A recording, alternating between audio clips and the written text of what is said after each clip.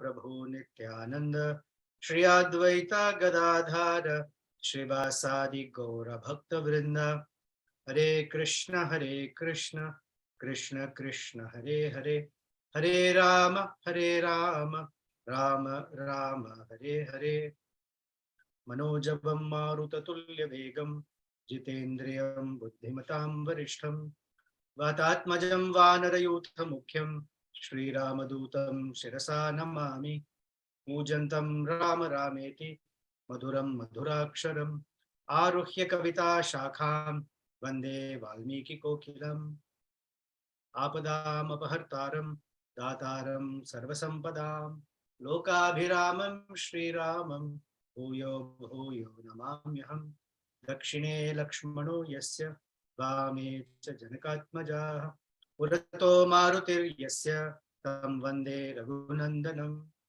Anjananandanam Viram Janaki Shokanashanam Kapishamakshahantaram Vande Lanka Bhayankaram.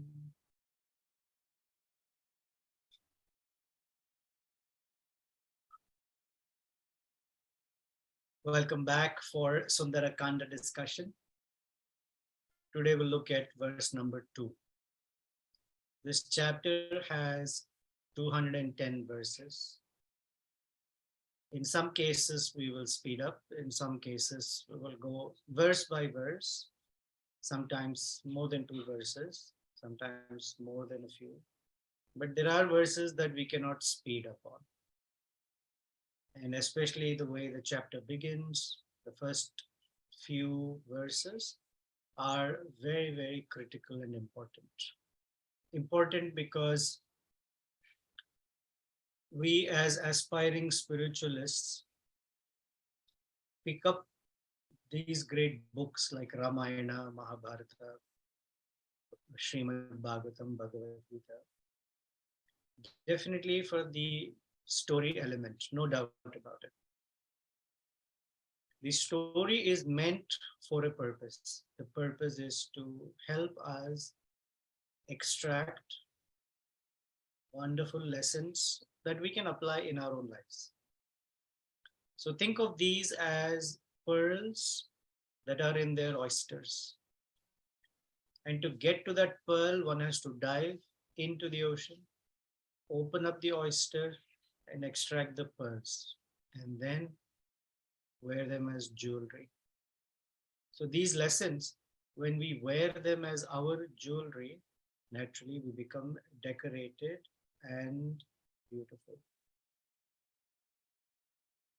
Sri Hanumanji is at the brink of the most exciting and the first time ever in history type event.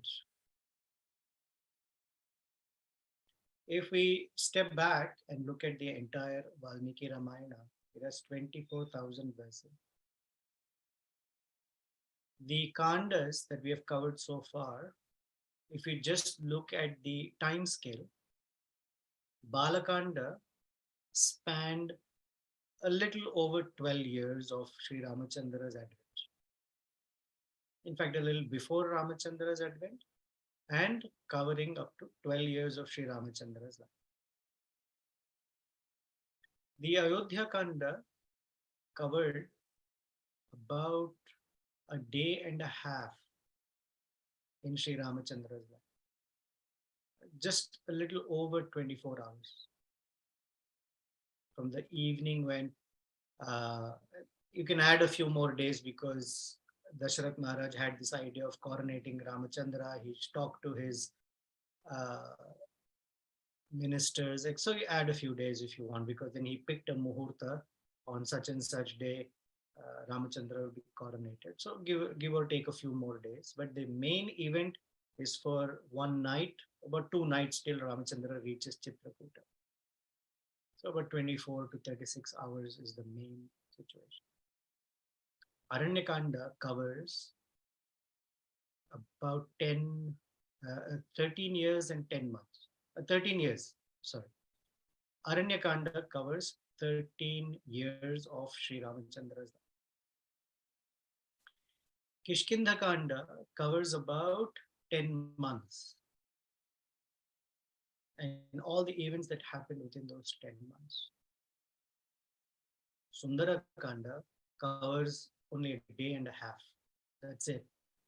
From the time Sri Hanumanji jumps, finds Sita Devi, talks to her, burns Lanka, comes back, is only a day and a half. So the amount of intensity that Valmiki has put into this entire Kanda obviously cannot be skimmed and zoomed through. And Yuddha Kanda is a little over a month, because by the time he meets Sita Devi, she says, Ravana has given me one more month. At the end of the month, if Sri Ramachandra doesn't come, I will give up my life, because the 14-year period is getting over. And she knows that Bharata is waiting there.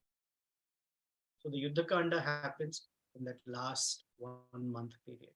And then Uttarakanda, surprisingly, covers 10,900 years or more. Because the entire Valmiki Ramayana covers about 40 some years of Sri Ramachandra's pastimes, the first 40 years. But Sri Ramachandra was on planet Earth for 11,000 years totally. How merciful can Sri Ramachandra be? That he stayed on, usually the advents or the avatars of the Lord don't stay for such a long time. Sri Ramachandra stayed for 11,000 years, and every day anybody could walk into his palace and get his darshan, his audience, speak with him, seek instructions from him, seek justice from him. What an amazing personality. And that the fact that he stayed that long was only one purpose, is to leave for humanity, for eternity, principles by which one should conduct one's life.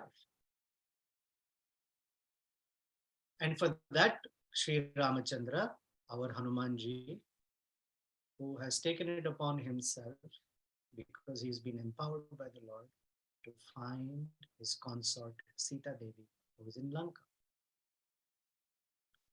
So last week, we saw Hanumanji had decided, Yesha Padam Anveshtum, and Charana Charita, he had decided to take the path of the Charanas, or the path of the previous Acharyas. So now that he has decided, he is preparing himself.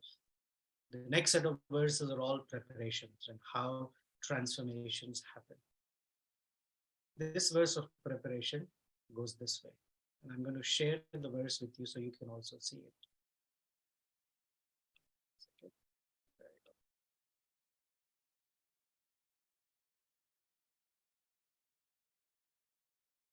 Although it shows Hanumanji burning Lanka, the situation is not that yet. But I want all of us to focus on the posture and form of Sri Hanumanji. So the verse says, Dushkaram nishpratidvandvam chikirshan karmavanara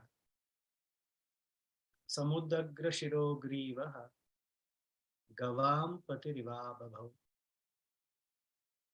Direct translation says, Hanuman, who raised his head and neck, intending to cross the formidable ocean, which no one else could accomplish, looked like a leading bull. We're going to go word by word. Now, when I do this, can you still see the screen? No, right? Okay. So let's go word by word. Dushkaram. We'll reorganize the shloka so it makes sense for us the way it is. This Hanumanji, who's referred to as Vanara, decided, so Chikirshan Karma, to take up an activity that is Dushkaram and Nishpratidvan. So Vanara, Dushkaram, Nishpratidvandvam Karma, Chikirshan. He decided, he intended. And because he intended, his body went through a transformation. Samudagra Shiraha Griva. Shira is the head, Griva sometimes means the throat or the neck. Regardless, it's the one that attaches the head to the body. That's called Griva. Ravana was called Dashagriva. Ramachandra's great associate was called Sugriva.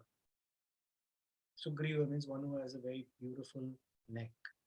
A beautiful neck is definitely a part of his beauty, but it also means something else.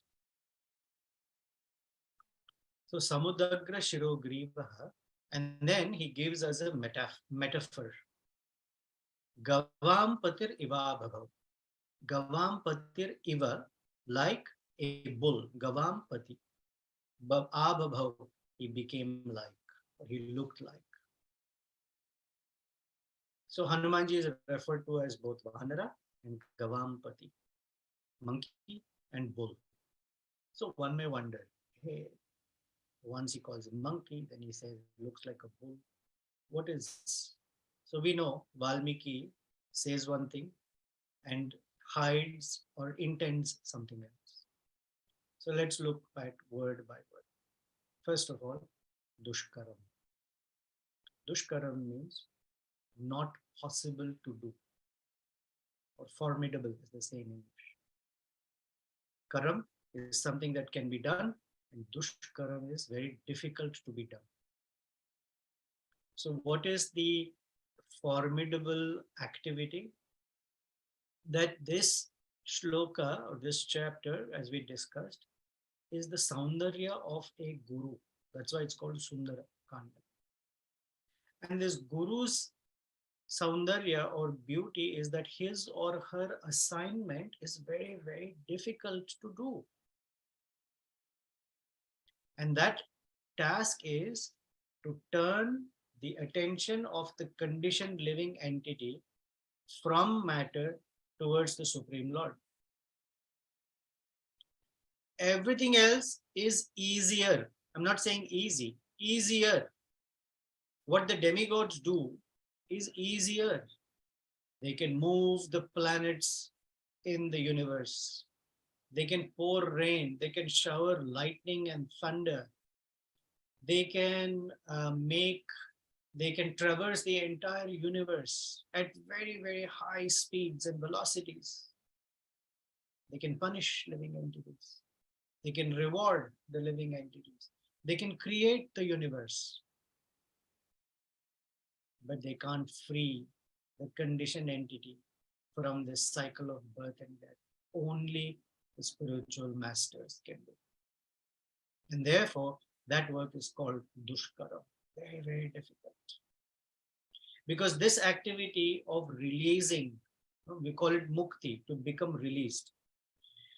This release of the clutch of Maya can only happen when that personality who's playing the role of a guru becomes empowered by the Lord's Karunya Shakti, compassion, Karuna Shakti. All other demigods are invested with other potencies of the Lord, but the Karuna Shakti is given to the spiritual masters. Therefore, we pray every morning, we glorify Tranaya Karunya Ghana Ghanatva. Because the operating word there is Karunya. Tranaya Karunya. The compassion of the spiritual master is what relieves the living entity. And how does that Karunya come about in one's life? Not trickle, like there's some places in India or Africa where water is very scarce. At the most, you can get a very small trickle. No, Ghana Ghanato. The word Ghana Ghana is an onomatopoeia in English, that it conveys intensity.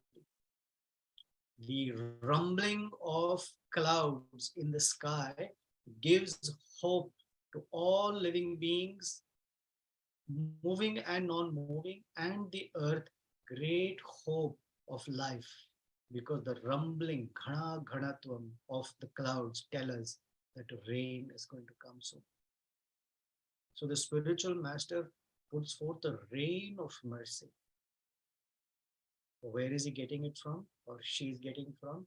Praptasya kalyana gunarnava, from the ocean of great transcendental qualities. The Supreme Lord, Sri Ramachandra, Sri Krishna, Narasimhadev, any of the uh, forms of the Supreme Lord.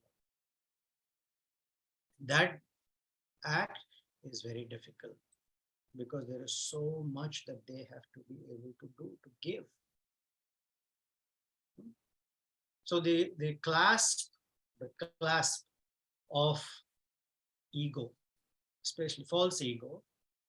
When we say ego, we mean clasp of false ego on the conditioned soul, jiva, is not visible. It's not tangible. It is very subtle. So it exists. It is tangible by its symptoms.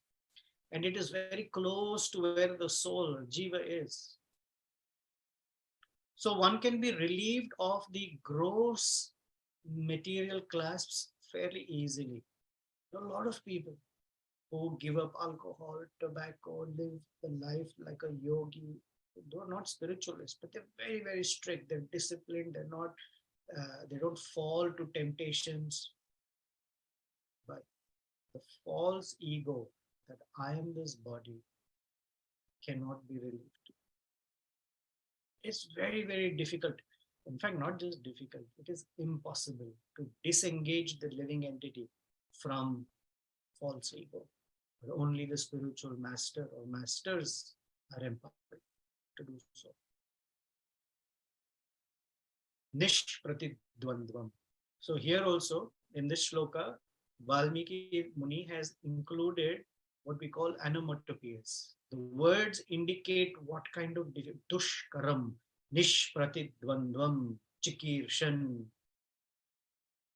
Nishpratidvandva. Dvandva means competition, because competition between two. And pratidvandva means very intense competition, a very specific type of competition between two. Nishpratidvandva means one who cannot compete. So Nishpratidvandvam means that no one can match what Hanumanji is doing. No one can match what a spiritual master can do. A spiritual master looks very ordinary, looks like one of us. In fact, for many persons, they may look like much, I guess, worse than us. Some of us may be born in Brahmin families. The spiritual master may not have been born in a Brahmin family, may not have been born in a holy land like India. Doesn't matter. Nishpratidvandva means what they can accomplish in their life. No demigod can match that. So what the Guru can do, no one else can do. Therefore, the Guru's position is considered even greater than the demigod's position. Before we begin any activity, we don't pray to demigods. We pray to the spiritual masters. Our spiritual masters, Shri Gurun Vaishnavamscha. Because the demigods control primarily very gross material energy, sometimes some extent subtle material energy. But they themselves are under the influence of Vishnu Maya. The demigods are not free of it. The Guru is not under the influence of Vishnu Maya, or he's not under the Vishnu Maya that looks like matter. He's under the influence of the Vishnu Maya, the internal potency, where all of his or her ecstasies and inspiration and realizations come from. Every being in the spiritual world and the material world is under the influence of Maya. But which aspect of Maya depends upon that living entity's disposition towards the Lord. So we're always in Maya. Which Maya? That's matter. One Maya draws us closer to the Lord. The other Maya pushes us away from the Lord. And it's not the Maya's fault, it is my disposition. I want to be separate, so it pushes me away. I want to be close, so it brings me to God. Okay. Then he says, Vanara. Of course, the direct meaning here of Vanara means monkey. However, in such a critical context, the word directly, of course, has meaning, but it should have some other meaning because Valmiki chooses his words very carefully. Vanara is the word that is used for great personalities. The pure devotees are also referred to as Vanara. Actually, the word is Narahava. Are they really human beings? They look like human beings. They talk like human beings. They behave like human beings, but they do superhuman tasks. So the great spiritual teachers are referred to as Vanara. Va, Nara. Va in Sanskrit means or. Naraha Va. Or are they human beings? We see Srila Prabhupada, for example, small in stature, physical stature, and a giant in spiritual stature. He was able to transform the entire counterculture youth. What was his age? 70. What was their age? 19, 18.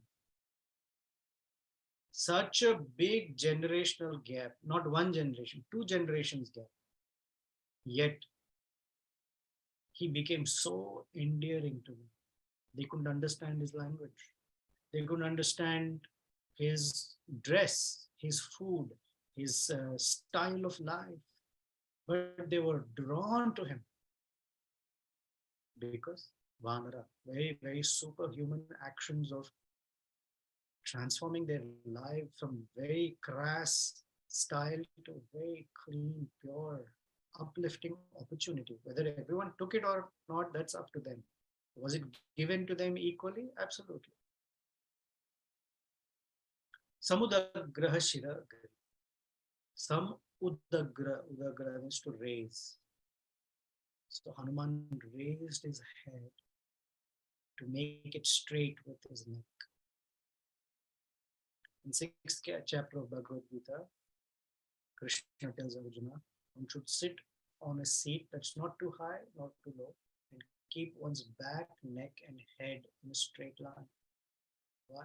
Because he's going to go into the mode of dhyana and samadhi. So Valmiki is telling us how Hanumanji is in full samadhi, not just in the yoga style, but in the bhakti yoga style also. So by raising his neck and head to be in a straight line, naturally his shoulders have to follow. Because when you tighten the neck and head, the shoulders also become tightened. So in one word, Valmiki is showing us both the physical, the mental, and speech of Hanuman becoming all aligned. We hear so many verses, right? Iha yasya hare ardase manasa karmana griva manasa karmana vacha nikhilashvapi avastasu jivan muktah sa uchyate. This is the nectar of devotion. That one who lives his life in bhakti with the body, mind, and words in alignment, such a person is called muktaha, is liberated, although living in all sorts of circumstances of life. Nikhilasvapi avastashu, in all sorts of day-to-day engagements of life. It looks like worldly, but they're not. So the shoulders show the physical characteristic of the agility and skill required for Hanuman to complete the task. This is the second meaning. The first meaning is that his body, mind, and speech became completely aligned and in integrity with each other. That's the characteristic of a sadhu. One who's not a sadhu, their body might demonstrate activity of bhakti, but their mind may not. Somebody's words may be full of bhakti. Oh, I'm just a fallen soul, Prabhu, Mataji, what can I say? I'm useless. Their body may not follow it, and mind possibly may not as well. It's possible. But for all three to be together is a sign of a sadhu. So that's one meaning. Second meaning is physical aspect shows the strength, the agility, and the skill required to perform his task, his seva. The head, Shiraha, is where the buddhi is. For that, one requires great intelligence and vision, looking out there. And finally, Grivaha means for the speech, the perfect speech that is required. When we use the word perfect, not in a worldly sense perfect, perfect that it is perfectly representing the previous acharyas, it is perfectly in line with Siddhanta. So all these three qualities are required, and Hanuman is showing us, or Valmiki is showing us through Hanumanji's body. So in this Kanda, we will see not only here, but throughout the Kanda, how Hanuman uses all three together and individually to accomplish his task. His speech will be fantastic, and depending on who he is speaking, his speech is different. His body, his skill. Now when he jumps, we'll see how his body is so strong. And his intelligence, his vision by which he conducts his seva. Gavam Patiriva Bhava. He appeared like a bull among the cows. We know the meaning of the word Gavam means cows.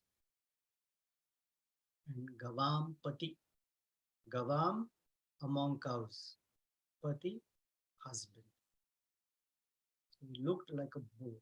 So literally, Gavampati also means an ox.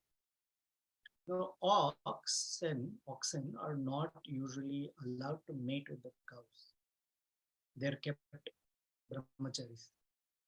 And they become the leader of the entire cattle group. Therefore, oxen are used for cultivating the field. And cows, obviously, for milk and other. An ox, if you notice, unlike a bull, has a very high hump and grows very, very big and muscular.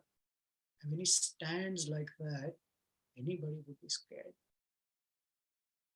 So Gavampati is an adjective to tell us that Hanuman has unbridled strength for roaming about freely anywhere without any hindrance.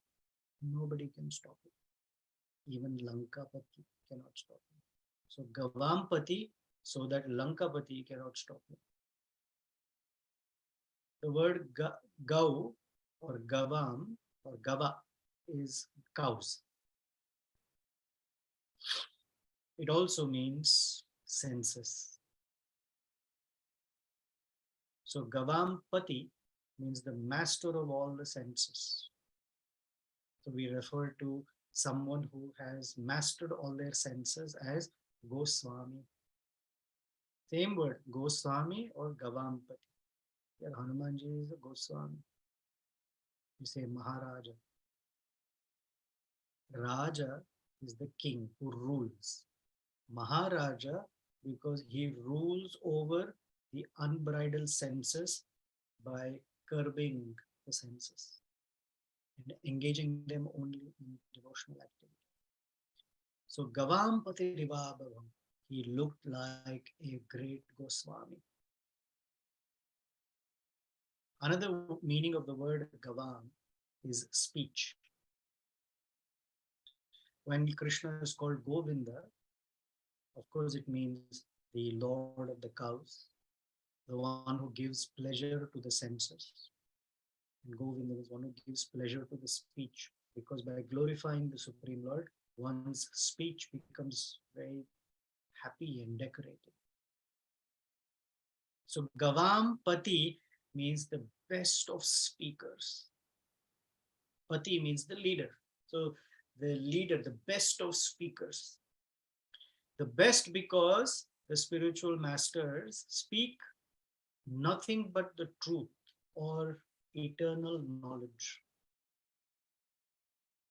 The spiritual masters extricate the struggling jiva in the ocean of birth and death simply by their speech. That's the power of a guru's speech. That the clasp of Maya becomes loosened. Bhidyate hridaya granthi, chidyate sarva samshaya, kshiyate, I'm sorry, bhidyate, oh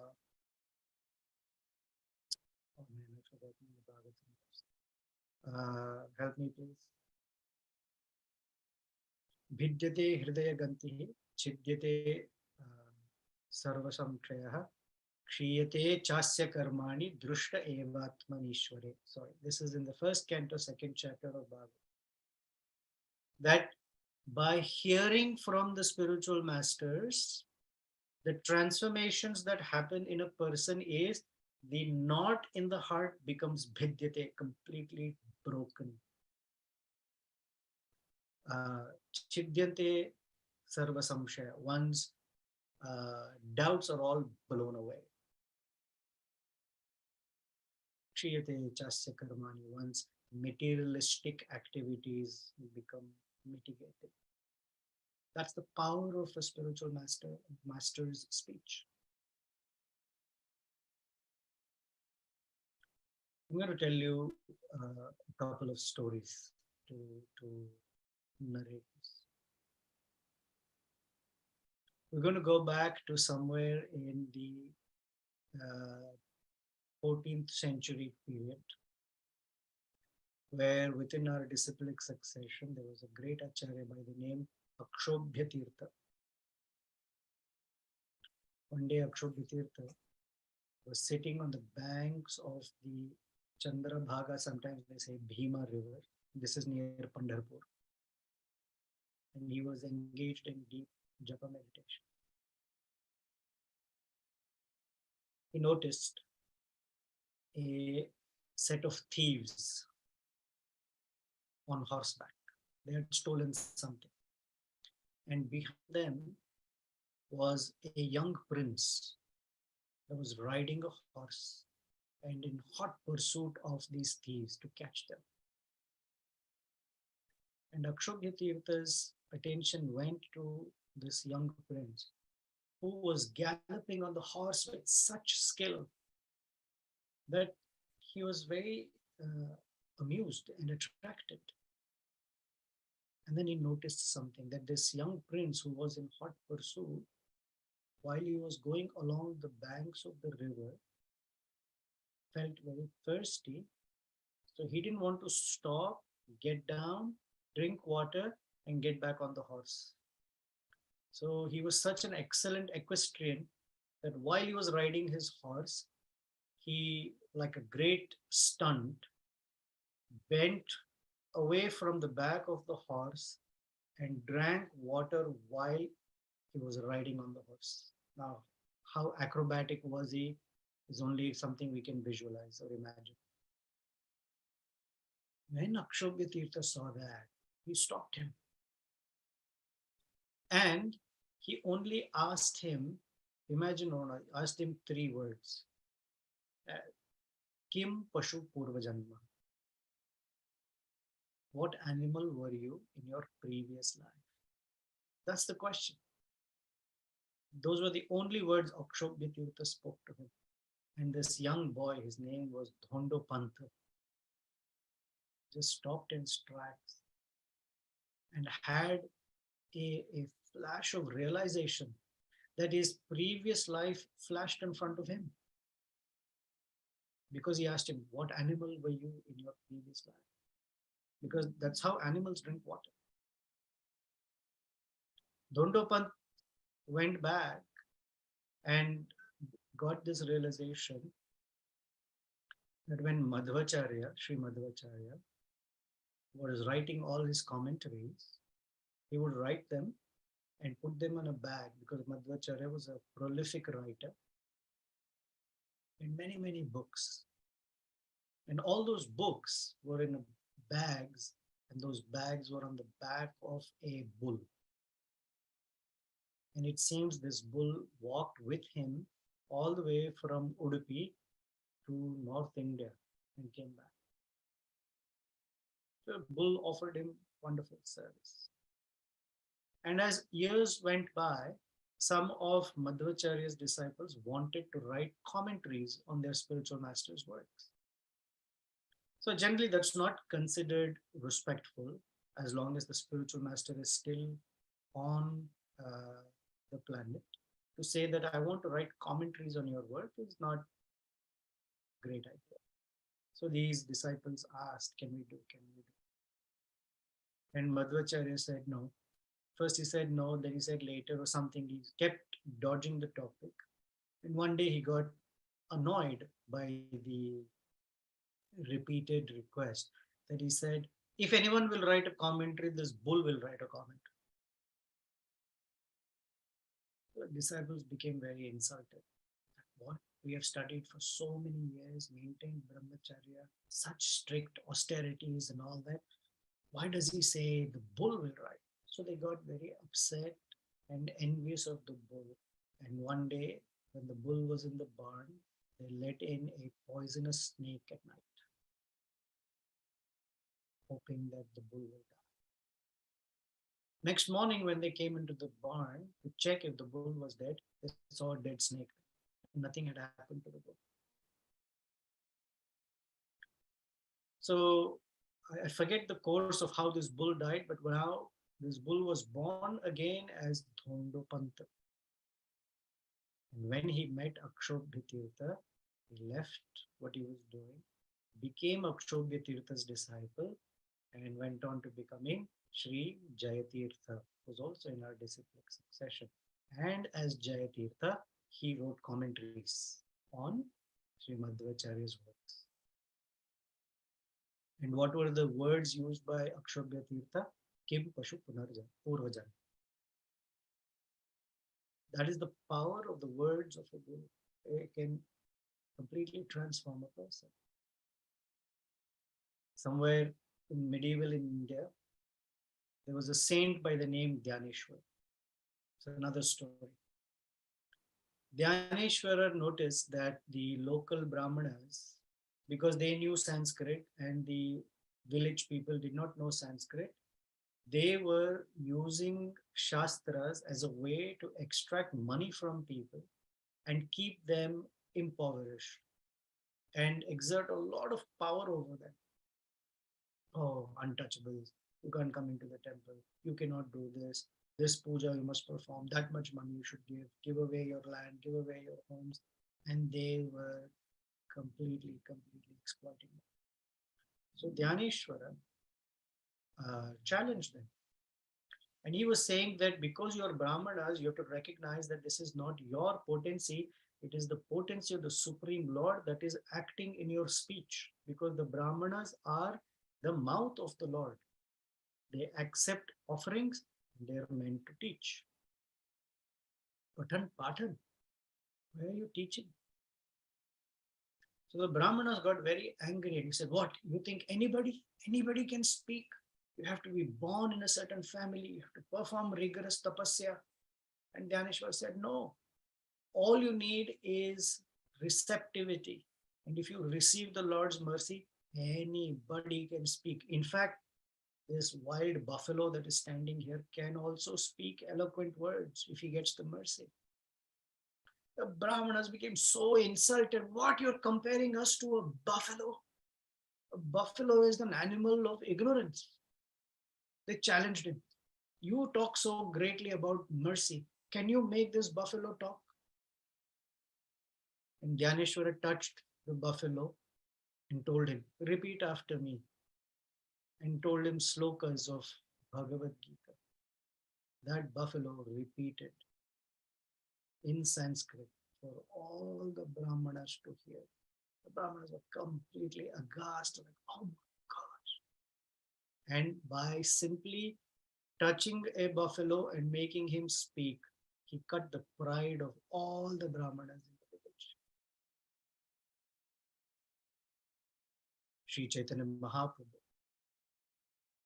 sat and threw little pulp of coconut to a dog and told the dog to chant the name of Krishna. The dog was Shivananda Sen's dog. And the dog barked out the names of Krishna. Narada Muni. So this one's a dog, that's a buffalo, that was Dhondopan. But what about the great Vyasas, both Valmiki and Vyasadeva, Krishna Dvaipayana Vyasadeva? They were so despondent. They had burning questions. Narada Muni, simply by his speech, relieved both of them of their distress, and they went on to writing such fantastic literature that living entities for the rest of human history will be benefited simply by Narada Muni's grace. How much speech did Jadabharata speak to Rahugana? When Rahugana insulted Jadabharata, all he had to ask him was a few questions. And that's it. Rahugana jumped out of his palanquin, fell on the ground, clasped Jadabharata's feet and said, please forgive me. So one short speech, one little thing brings a big transformation. There's also another story of Shankaracharya's encounter with an untouchable, which I don't think I have time for it today. So Gavam Patihi, how important it is that the speech is used in the service of the Lord. And therefore Rupa Goswami starts his instructions in Upadesha Amrita as Vacho Vegam Yo Vishaheta Dhira, one who can control the urge of their speech can become a great spiritual master. Of course, he speaks of other Vegas, no doubt, but he begins with Vacho Vega. Because Rupa Goswami's desire and empowerment is that we all become Gavampati, that we curb this Vacho Vega. Krishna, in his speech to Arjuna, tells him about the austerity of speech in the 17th chapter of Bhagavad Gita and how one's speech should be. In Kishkindha Kanda, Sri Ramachandra appreciates Hanumanji's speech. He says to Lakshmana, what wonderful speech. He must have studied, only one who have studied Rig Veda perfectly. We went through that verses. One who has good knowledge of Yajurveda, one who has great knowledge of Samaveda. Only such persons can speak the way he has spoken. So it's not knowledge, but it is Vijnana, the realizations from the study of such literature. What did Srila Prabhupada pray for in Markine Bhagavat Dharma song? Oh my Lord, please make my speech suitable to these persons so they may understand what the purpose of life is.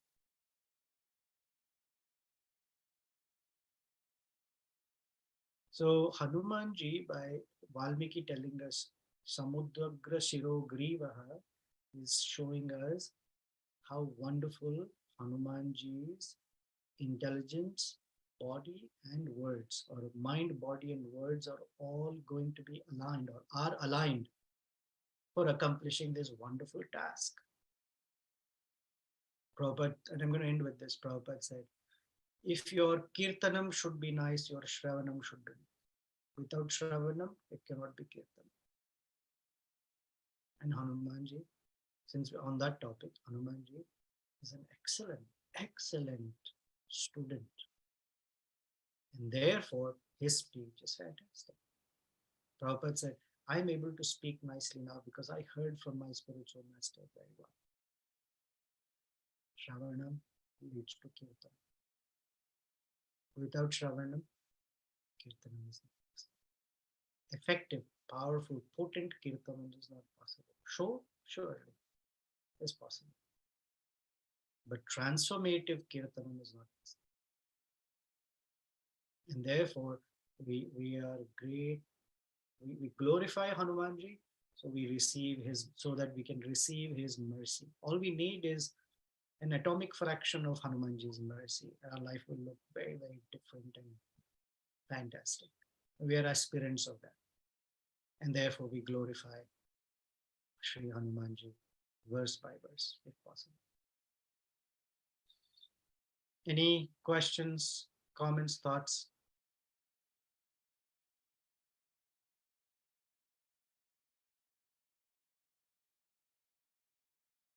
So here's a question. We discussed this last week of why is it called Dushkaram and only Hanuman has done it. No one has done it before. Dushkaram Nishpratidvandam means no one can compare to how he has done it. Not that he has not done it. Prabhupada came on a boat to Boston. It doesn't mean others did not come. What we discussed last week was, it is not the journey in itself, it is the purpose of the journey that makes the difference. That devotional mood of seva existed only in Hanuman.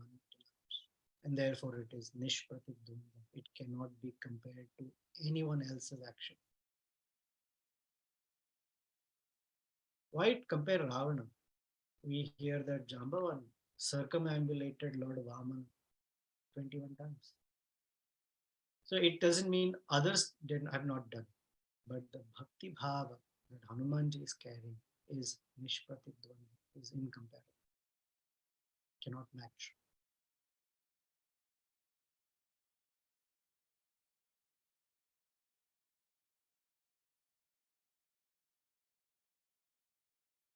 Okay, any comments, questions?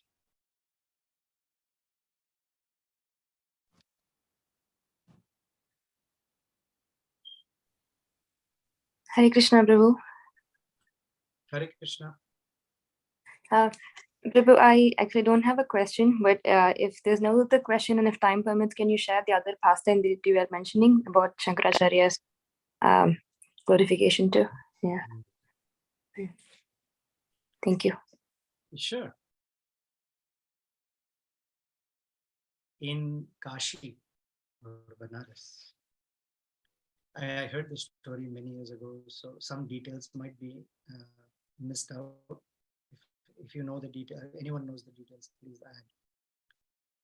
Shankaracharya with his disciples had just taken bath in the Ganga. He was walking out and going towards Kashi Vishwanath temple. Right opposite to him on the path, a Chandala with his dogs in an intoxicated way was walking towards them. So Shankaracharya, who had just bathed in the Ganga, going to take darshan of the Lord, stood and told the untouchable, Sarpa Sarpa, means move aside. So the intoxicated Chandala looked at Shankaracharya and said, oh, who do you want to step aside? And said that, are you asking this body to step aside? Because this body is nothing but a product of food. And so is your body. It's a product of food. So is there a difference? And then he said, or are you asking for the Atma to move aside? Because Atma is pure. So what is untouchable for an Atma? So who are you asking to step aside? And Shankaracharya was aghast. It's his own philosophy that came back to him. And because Shankaracharya is such a great personality, in a moment, he fell at the feet of this great Chandala and said, please forgive me. You're not ordinary. And it is said that Chandala is actually Lord Shiva, who had come to elevate Shankaracharya to an even higher level of accomplishment and knowledge and realization. But it's a very short conversation. He just says, who are you asking to step aside? Is it the body? Then it has no meaning because it's temporary, or it is just a product of food, which is your body too. And what is the soul? Is pure anyway by nature. So where is the meaning of untouchability?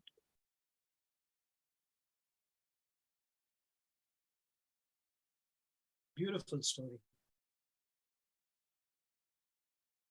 One short episode has so much meaning. Does that help, Archana? Yes, Prabhu, for sure. Yes, thank you so much. Yeah.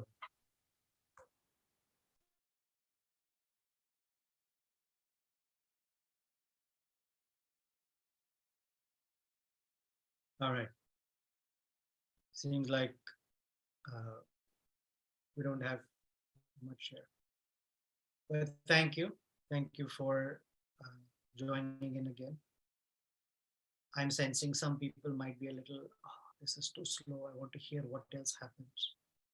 I promise you, when we meet next time, we'll go a little bit more. We'll use more set of verses. You can let me know separately on the WhatsApp group if you want me to speed it up or this is okay. You can write it whichever way.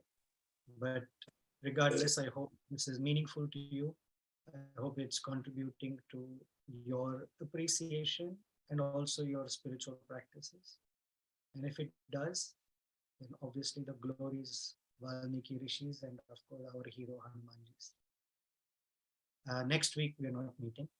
It's the appearance day celebration of our spiritual master. We will meet the week after. And of course, we'll let you know the day before the title and everything. So we'll remind you. But until then, may Hanumanji be our object of meditation, that we learn from him what is dasya and what are the ways and means by which our consciousness becomes opened, widened, and deepened on all the different aspects of dasya, because almost all of us are great aspirants. We want to make the word dasa or dasi in our names become meaningful and alive. And those of us who are not yet dasa or dasi and want to be, that Sri Hanumanji guides us into putting meaning into those words in our names, so that we may genuinely realize what being a servant of the servant is. Thank you. Srila Prabhupada ki